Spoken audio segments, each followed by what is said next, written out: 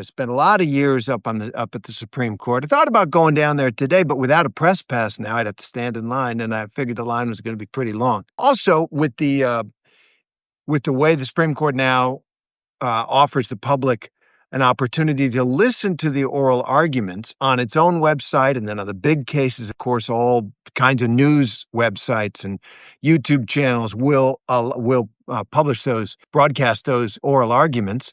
You can do it from the comfort of your home. And I always say, it's great. It's great to listen to an oral argument. Now, sometimes it gets deep in the weeds. Actually, often it gets deep in the weeds. But if you go to something like SCOTUS blog, I don't know if you know that website. That's a great website. Or the New York Times on a big case, the Washington Post, or whatever your news source will give you a preview of a big case. And all you really need to know is the story, the question that's being asked by the court for help, from the counsel in the oral arguments, and then a couple of the key cases. And you can get all that genuinely, by just reading an article about it, or just frankly reading a brief even. And then you can follow along, because this Supreme Court is all about the questioning. It's a hot bench is what they call it. When I started going up to the court, that was like back in the 1980s.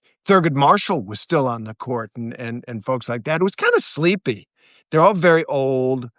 They didn't ask a lot of questions generally. And then really the person who changed it was Justice Sandra Day O'Connor. For years, she liked to have the first question, right? She'd lean forward, and that kind of Western twang of hers, she'd ask the question at the heart of the case. And she was crisp and she was tough.